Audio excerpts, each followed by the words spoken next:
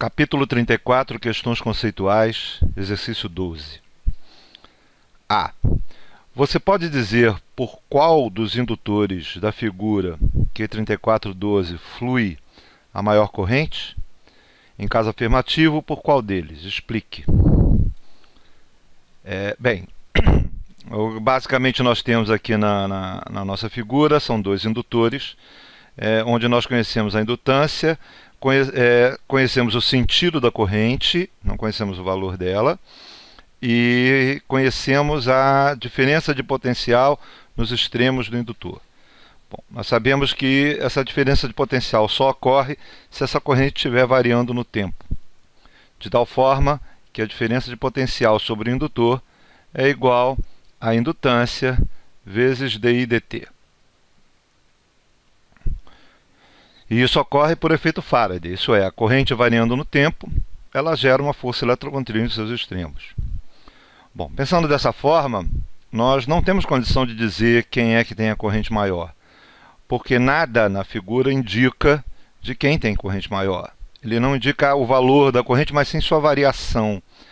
A variação de corrente na figura 1 leva a uma diferença de potencial de 2 volts. A variação da corrente na figura 2 leva a uma diferença de potencial de 4 volts. Isso pode ocorrer com qualquer valor de corrente. Isso é, se a minha corrente varia de 0 a 1 ampere em 1 segundo, vai ter o mesmo efeito se ela variar de 10 até 11 amperes em 1 segundo. Nos dois casos, a corrente variou 1 ampere por segundo. Então, e esse vai dar exatamente o mesmo efeito, vai dar exatamente a mesma diferença de potencial. Por isso, nós não temos condição de saber quem é que tem a corrente maior, já que a única informação que temos está ligada à variação de corrente, não ao valor dela propriamente dito. Item B. Você pode dizer em qual dos indutores a corrente varia mais rapidamente? Em caso afirmativo, por qual deles? Explique.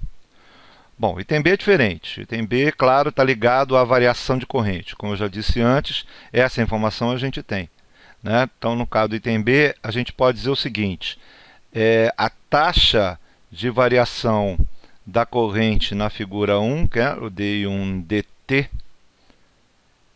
é, na verdade, a diferença de potencial sobre o indutor 1 dividido pela sua indutância. Isso é, no caso, na figura 1, a diferença de potencial é 2 volts e a indutância é 2 henries. 2 volts por 2 henries, isso nos dá 1 ampere por segundo, é a taxa de variação da corrente 1. No segundo indutor, a taxa de variação da corrente no segundo, né, que é dI2 dt, é a sua diferença de potencial, né, 2 sobre a sua indutância. 2. Muito bem, a diferença de potencial é 4 volts e a sua indutância é 1 henry. Isso significa que essa corrente está variando a 4 amperes por segundo.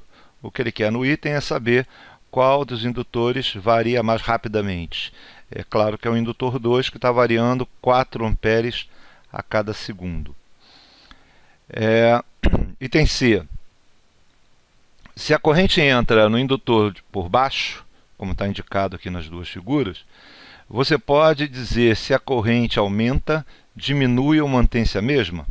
Em caso afirmativo, qual das possibilidades ocorre e explique. Bom, a ideia é a seguinte: como esse efeito é, na verdade, ligado ao efeito Faraday, isso é, o efeito Faraday diz o quê? Que a força eletromotriz induzida